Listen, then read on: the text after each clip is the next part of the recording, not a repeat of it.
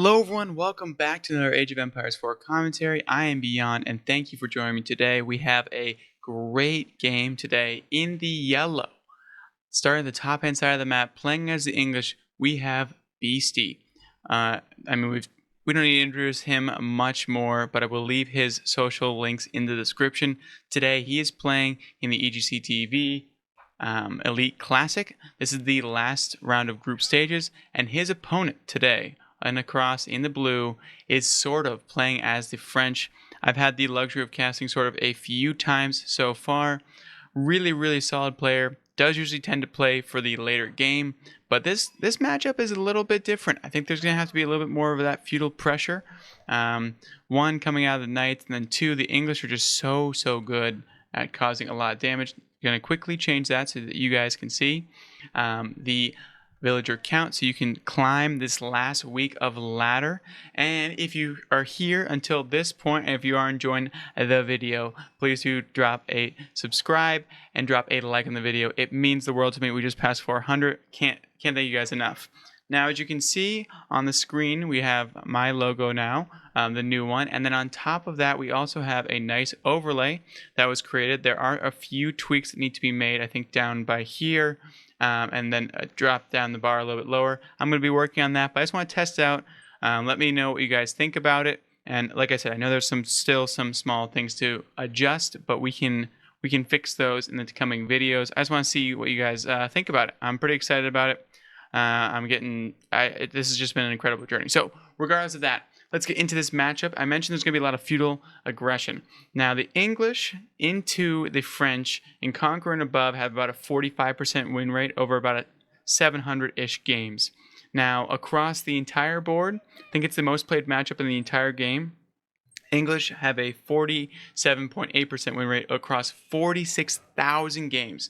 So with that sample size, we can assume that the English are actually not favored in this matchup, and it's mainly because those early French knights, pound for pound, the best unit in the entire game, make it a living nightmare, honestly, for the English player. Now, as you go up, and in terms of in this kind of elo, you're going to see the barracks drop down pretty quickly. We see BC going for this early stone, which means we're going to see that early 2 TC out of the English. You can see dropping, usually you see about 4 on the council hall. We only see 2 at this point. Really want to get that stone in early to secure and maybe put the TC over here to secure this gold, maybe put it out front to secure these deer, or just tuck it away right nearby to protect the knights as much as humanly possible. But BC showing that he's going to go for this second early TC into the French, as the French have been doing this a lot, right? They do School of Cavalry, then they drop down 1 or 2 knights, they do some damage, gain map control, and drop a second TC behind it with their souped up villager production of 18 seconds, and it goes up by age. So I think it drops down to 17 seconds when we go up to the next age. But Sorov's going to be sitting in a very good spot if BC is not matched at 2 CC way early, and as we can see, BC is going to counteract that with doing that way early. Now, this is going to be interesting to see what kind of we see. If we see an all-in kind of push from sort of, if we see a beasty defense into just kind of pushing back. I don't know what's going to exactly happen in this game. I play this matchup all the time as an English main. Also, if you guys are interested, please do submit your gameplays. This is the final stretch of Season 4. Would love to cast 1 more or 2 more community games in the time being until then. So drop your profiles down either in the comments. You can send it to me in that email that I have in my description. Just let me know. I would love to cast you guys' games. And then 2, where was I going with this? I had a plan. Oh, I'm not sure. Oh, yes, it was. So the community tab, please go to the community tab on my channel and vote for which civ I should be playing in Season 5 on the Journey to Diamond series. So I will be switching up or keeping the English. The English are currently winning, so if you don't want me to play English, go vote. That's not for me to gain clicks. It's more just like if you don't want to see the English in the Journey to Diamond series for Season 5, then you should just vote. because you have to watch it. That's just a requirement of all subscribers. You must watch it. I'm kidding. Obviously, do what you will, but if you do like that series and you want something a little bit different out of me, you can go vote over there and leave comments if you want, if I should do something else besides the 5 I selected. Now, this is a pretty quiet game. We have the one knight just cruising around, looking around. We do see beasty drop on this wall, which is pretty nice for this map, honestly. It makes it just so that these knights can't swoop all the way around. Has to kind of go in, and those early knights don't want to take too much damage because they can't just heal that quickly. This house is also in a nice placement. If you are in this kind of elo, if you're in a lower elo or below, this is a great adaptation that you can make to help prevent French knights. You can see beasty going for that forward deer with his expansion and using these 2 spearmen to really protect everything he needs. That's a nice little parry right there. And this scout is just getting all these deer down. It does look like the knight was able to find just a little bit of wiggle. I got the wiggle sticks going on. It's like, oh, look at how good this micro is. Absolutely insane. Mixing them up. The 2 of them. This one villager, it looks like it might go down. But beasty thinks it's going to be worth it. There goes the knight. And now the knights are going to have 1v2. It's not going to be good. Though beasty might get a knight, though, which is going to be... Oh, he does not. That's absolutely massive. Does get 1 knight. Super unfortunate at this point, though, losing out on that spearman. If they didn't, then now beasty can now go back out. So good play out of sort of here. Going to shift this back because I don't think you really need to see the exact... Well, we'll leave it until the 8-minute mark. That is great play out of sort of there. Delaying this a good amount. We do see the stone has been collected. Or not really. It's been collected. Yes. So there it goes. There it goes. I was wondering. I looked up here for a second. I was like, I didn't see that. So it goes over here on the other forward deer pack. So beasty's only going to be winning slightly. Did lose 2 villagers and sort of is in the lead. And then once this town center goes down with this expansion, as I said, it goes down to 17. There it is. I am not a liar. And you can see over here on the left-hand side, sort of is going down for this deer pack. So it's 2v2. So kind of as we predicted, we've been seeing that French is pretty standard into 1 or 2 knights into that fast expansion with it's just such a good economy that just makes so much sense to go quickly. We have the chivalry going down, which makes it nice and easy, and those knights will be healing away. We see the archers coming out for sort of to counteract these spearmen. We see these longbowmen coming out to counteract these archers on the other side for sort of. So we're going to see what beasty can kind of do into this kind of army. We see the double wall up to make himself nice and secure. So this gold mine back here is going to be safe and sound. And yeah, I think we're going to hit a little bit of a lull here. This is when it's always nice when you're casting on EGC TV. They have a commentator, a co-caster, just kind of chat. But I will do my best to fill the air as I normally do on this channel. I will say it's interesting that he went for the forward one instead of the one over here. It's a little bit more... This is defensible for sure, which is always really nice. And beasty getting a lot of food coming out, which is great. And it does look like we have a small little battalion over here looking for the one knight that they assume went over here, but it's just a scout. The scout's going to see that beasty is mining a good amount of gold, 5 on gold at this point. We can flex back to these. You guys got the build order down, or if at least you stopped watching up there. And we can see as well that Sorva's moving out with a small little force as well. 2 knights and 4 archers. beasty getting a nice little scout up front. And you can see the French with these eco upgrades are always so nice as the discounts that they get. They're just cruising through all of them over here. So Sorva is sitting in a great position, up by 4 villagers currently. Is housed, which is unfortunate. We've all been there, sort of.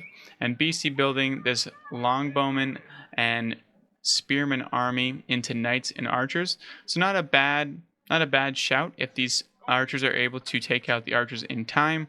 So it's all going to be about micro, which is at this level it usually is. Of course, there are some civilizations like the Rus, like the Malians, like the Chinese that are, just a head and tier above the others. But these are pretty equal, pretty even. I would say I think I favor the French in the current meta a little bit more, just because of that increased eco on the front end. We see a tower dropping down over here to protect for maybe a future town center. I've been seeing beasty sometimes drop 3 town centers just to get a little bit greedy. We do see the +1 iron undermesh coming out for that ranged armor, which is always so important into these English longbowmen. The scout going down, which is super unfortunate for sort of. Not going to be able to see what's coming out to counteract these. beasty going for that upgrade of lumber preservation for number 1. So just looking to cook for a little while, especially if the case is that he's going to be going for spearmen and archers. Going to need a bunch of wood. One knight is coming in. This archer is a little bit lost. I don't know what you're doing here or what you think you're going to be doing, but nothing doing over here. A little bit of unfortunate micro there by sort of. Trying to counteract this, but the archers are also coming in first, which is not what you want. You do not want these bad boys in the front line. They are not in the position to take on this ball of archers over here. beasty quickly sees the chop through and decides to eradicate that as we go. beasty getting some quality trades, and every time you trade a knight and you don't get anything in return, that is absolutely devastating for the French player. It takes a lot of resources, I believe 240 resources. Let me go double check that. Yes, 240 resources, so a ton. That is like, I think it's like 2 or 3 men at arms. It's multiple archers, multiple spearmen, so you do not want to be trading into nothing for those, which is not good at all. We have a little proxy archery going down. Oh, these were used for the chop through. I was like, what are you guys doing over here? +1 attack going down for beasty. And there goes the +1 defense as well. I'm really liking beasty's position right now. Has a 10 army lead, and this army is really, really, really good into the other army with the correct micro. And here we go. If beasty can get a few pot shots off, like he is, look at those longbowmen's range. This is one of the reasons why I love the English so much. And beasty just relentlessly moving out, honestly, just showing the power of these longbowmen here into the army over here. That being said, if these bad boys get a nice charge on that front line, look at these guys. I mean, they're putting in the work.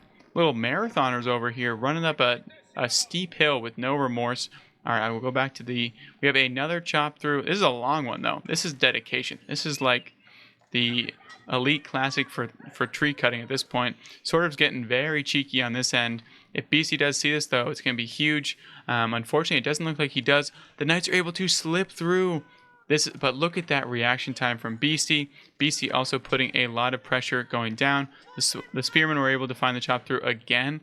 So beasty is equal to the chop through again. I will say, though, an absolute gold star. A medallion goes to this villager over here. Double chop throughs and made it happen twice and lived to tell the tale for now. I don't know where they're going to run any further, but they did live to tell the tale for now. And oh, here we go. 2v2. It's absolutely insane how good these spearmen are into these knights. It's absolutely nuts to me how good they are. They might even get a kill, which is actually huge. There they go. They're putting on the marathon shoes as well, seeing like, hey, the archers have good thighs. We also can have them as well. You never know. We do see beasty showing a lot of aggression on the front end over here as well. And here we go. We're not going to miss this battle. The knights are looping around the backhand side. These villagers are caught out over here. This one knight is making a bold move forward. I will say the spearmen should be going forward at the same time. A beautiful split there by beasty, able to get his archers in onto their archers, and still providing a nice front line for these archers. But the knights have gone in onto beasty's archers and longbowmen, which is not what you want to see at all if you are the English player. A nice micro there by beasty to get a lot of damage onto those knights, but it does look like the knights are coming out on top, but there's no more DPS in the backhand side. There's only a handful of archers going down, and there we go. With these archers going down, it means that these knights cannot get in at all because there's still 15 spearmen out on the map. We have a 29 unit count over here for beasty. We have 14 knights, but these knights cannot get anywhere near this archer mass. I will say, with the +1, I'm not sure how long it would take for them to kill off a knight, but maybe 2-shot at this point, which is absolutely insane. And this forward production is going to really bite sort of in the butt. And these longbowmen are going to do what they do best and pick off stragglers that kind of come out. And there they go. They're moving in, and every little shot they can get is so good. Archer is going to be going down right there. We're going to have a forward-facing tower as well. beasty has secured his backline. We're going to see if these knights can do any damage. I doubt they'll be able to, though. So I'm sure there's going to be some spearmen located here. So they can get in here, that'd be wonderful. But at the same time, you have to deal with what's at your front door. Beastie has a 30 population lead, 20 army lead, but these knights are going to do some damage. But there's the spearman over there. They're able to absolutely slaughter that guy, send him back into the Shadow Realm. Beastie's still setting up shop out front, looking pretty menacing, honestly, if you'd ask me.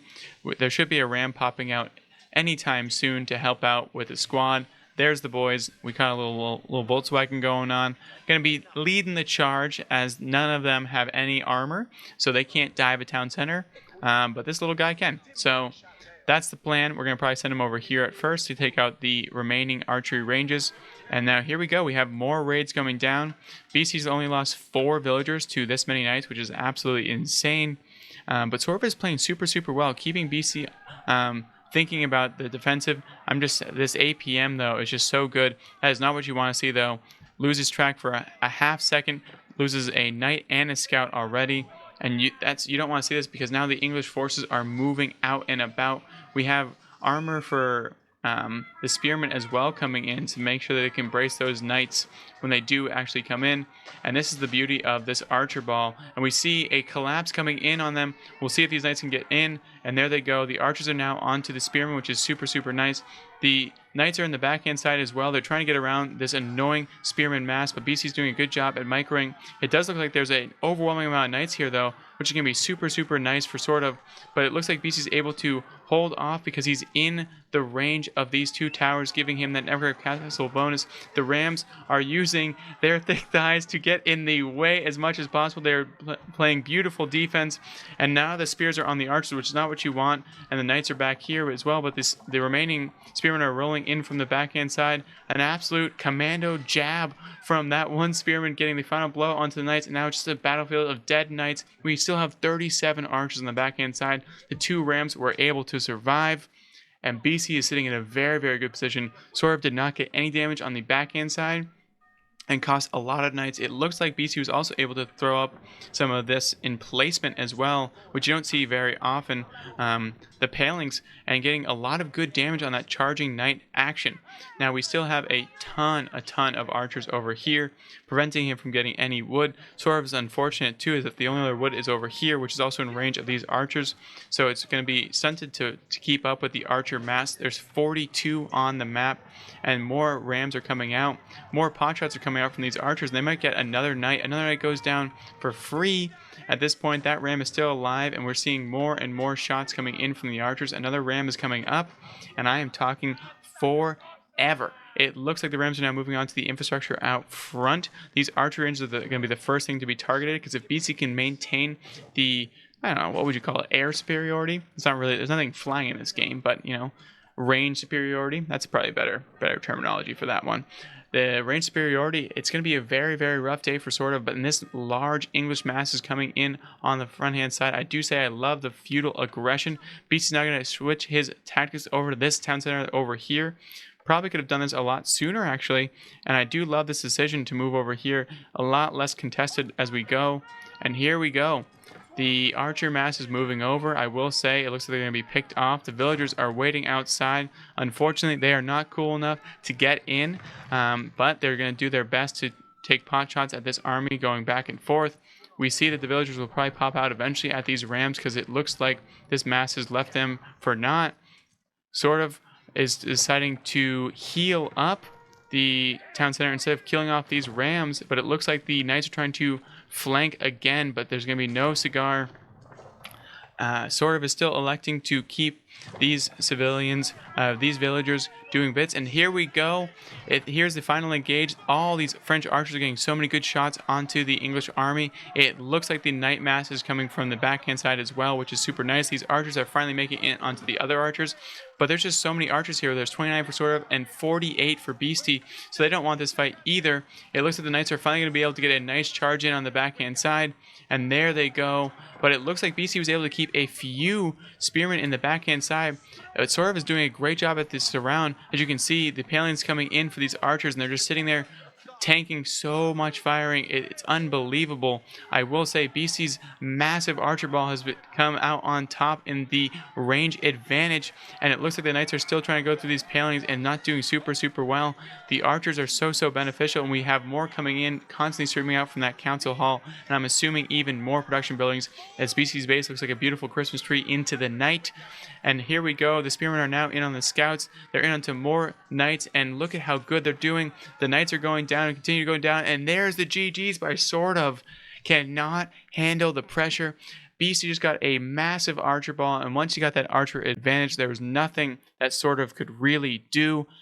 That was so well played there. The micro was going crazy. I would have lost a million times over with those flanking knights. Sort of put up a great fight, and it's so good to see this high level of play coming out. So big shout out to EGC for putting on this tournament. It's been an absolute blast casting these games, and we'll bring you even more as we go, especially ones that don't make the stream. With that being said, if you guys did enjoy this cast, please do subscribe. And if you liked this specific video, please do drop a like. It helps me out a ton, and I'd really appreciate it. Thank you guys so much. Have a great night.